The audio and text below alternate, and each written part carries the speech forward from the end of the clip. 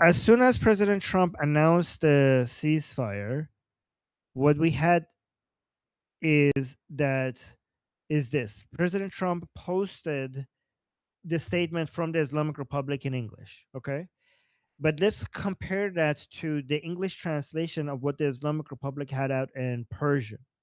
So the here like, said the Iranian state media reported on Tuesday that Tehran imposed 10 conditions on the United States to end hostilities, which President Donald Trump was compelled to accept. This is according to the Islamic Republic State TV. It says the conditions reportedly include no further aggression, continued Iranian control of the Strait of Hormuz, acceptance of uranium enrichment. So keep this part in mind because this is the least likely to ever happen.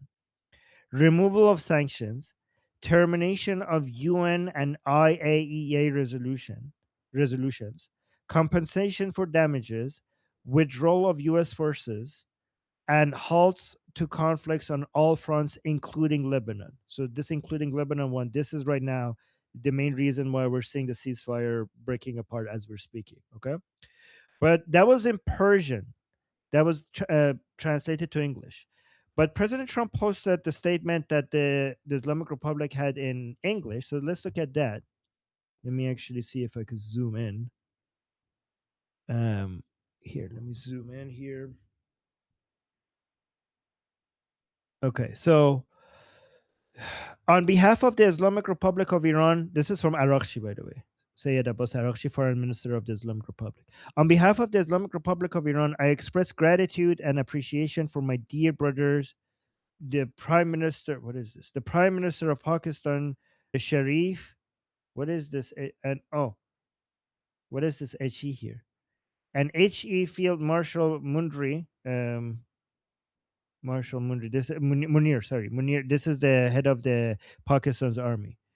For their tireless effort to end the war in the region. Let me see if you guys know what the HE stands for. Do you guys know what the HE stands for? I don't know what it stands for.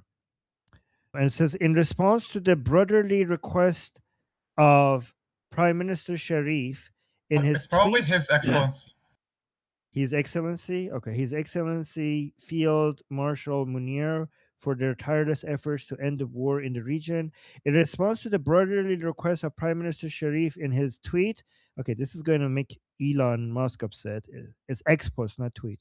In his tweet, and considering the request by United States for negotiations based on its 15-point proposal, as well as announcement by POTUS about acceptance of the general framework of Iran's 10-point proposal as a basis for negotiations, I hereby declare on behalf of Iran's Supreme National Security Council, if attacks against Iran are halted, our powerful armed forces will cease their defensive operations.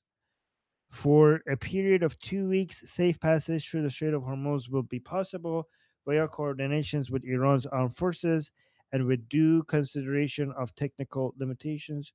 Sayyid Abbas Araghchi, Minister of Foreign Affairs, Islamic Republic of Iran. Okay, so this and any other statement by the Islamic Republic in English didn't have anything about enriched uranium in it.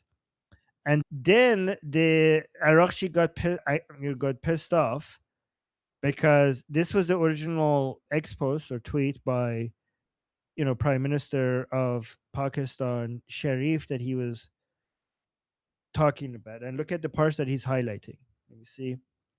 Just zoom in here, saying this was the original announcement of the ceasefire. Saying with the greatest humility, so this is Prime Minister Sharif of Pakistan, okay? With the greatest humility, I am pleased to announce that the Islamic Republic of Iran and the United States of America, along with their allies, have agreed to an immediate ceasefire everywhere, including Lebanon. You see, Arakshi, this is highlights by Arakshi, by the way, including Lebanon and elsewhere, effective immediately. I warmly welcome. So I'm not going to read the rest, but this is the part that is important because Arakshi is pointing out. Here, here's the zoom in version. Arakshi is pointing out that when it says along with their allies, this is the reason why he highlighted this is because he means Israel, including Lebanon. So Arakshi is posting this because he's angry that, look at his caption, that Israel is continuing to attack Hezbollah So Arakshi said this: the Iran-U.S. ceasefire terms are clear and explicit. The U.S. must choose ceasefire or continued war via Israel. It cannot have both. The world sees the massacres in Lebanon, the ball in the U.S. court, and the world is watching whether it will act on its commitments. So let's look at, press secretary. Here, look at this. Let's listen to this Lebanon part. The president's red lines, namely the end of Iranian enrichment in Iran, have not changed. And the idea that President Trump would ever accept an Iranian wish list as a deal is completely absurd. The president will only make a deal that serves in the best interests of the United States of America, and he as a negotiating team will focus on this effort over the next 2 weeks, so long as the Strait of Hormuz remains open with no limitations or delays. These extraordinarily sensitive and complex negotiations will take place behind closed doors over the course of the next 2 weeks. I would strongly advise the media against running with narratives that have no basis in fact. What Iran says publicly or feeds to all of you in the press is much different than what they communicate to the United States, the president, and his team privately.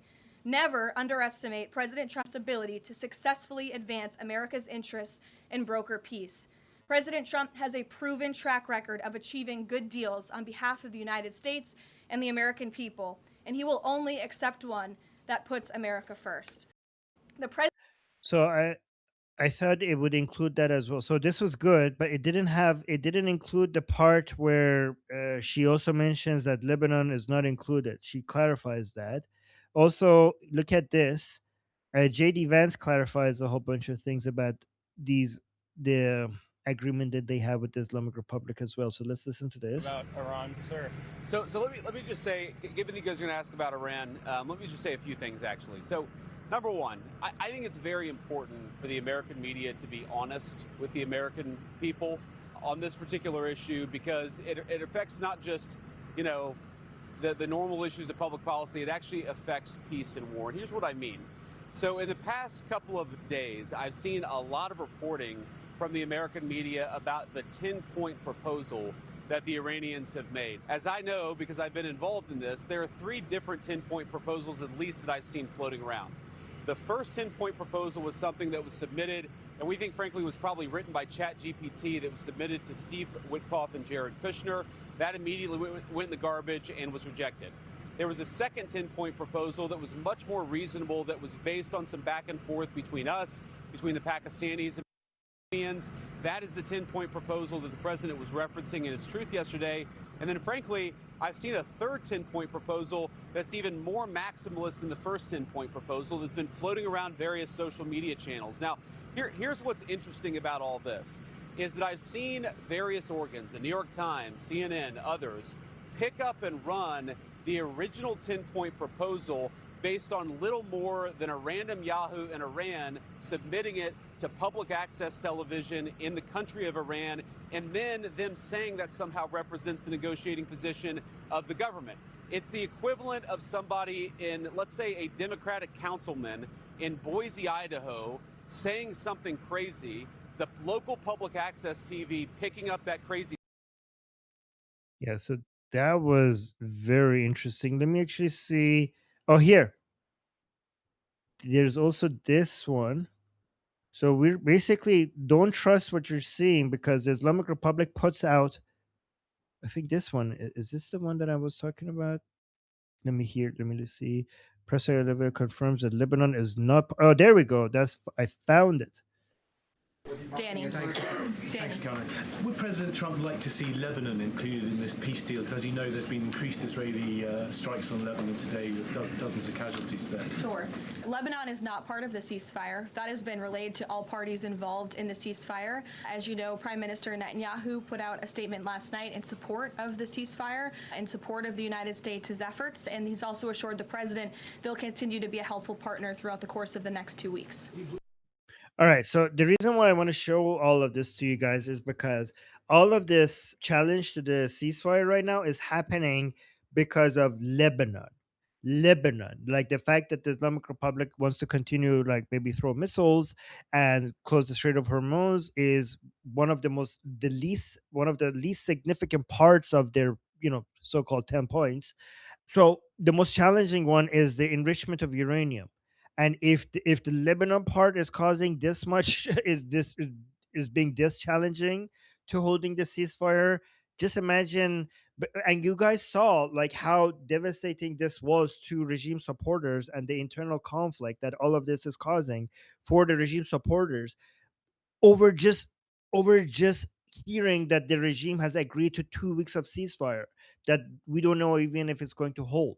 So given how shaky all of this is, given that they can't even agree on Lebanon, given that only a 2 week ceasefire is causing so much division among the Islamic Republic, imagine how impossible it is for the Americans and the Islamic Republic to come to an agreement when it comes to the enrichment of uranium. Like that is, and also because there's no bullshitting around that. Like you either, so if the Islamic Republic wanted to come up with a situation where President Trump could come up with a win, but they could also sell a win story to their own followers, they had to come up with something that has some gray area. Like it's not as binary. When it comes to the enriched uranium, either the 60% enriched uranium inside Iran has left Iran or is still in Iran. There's no in between. So if it's in Iran, the Islamic Republic has won. If it's outside of Iran, the United States has won. There is no middle ground where both sides could go home and say we won to their own audience. When it comes to stopping their enrichment ability by the Islamic Republic to reducing it to 0%, either that happens or it doesn't happen. There's no middle ground with that when it comes to the Islamic Republic being able to go to their own followers to say that we won, and the United States being able to let go of that for some reason. Like there's no middle ground that both sides could agree upon.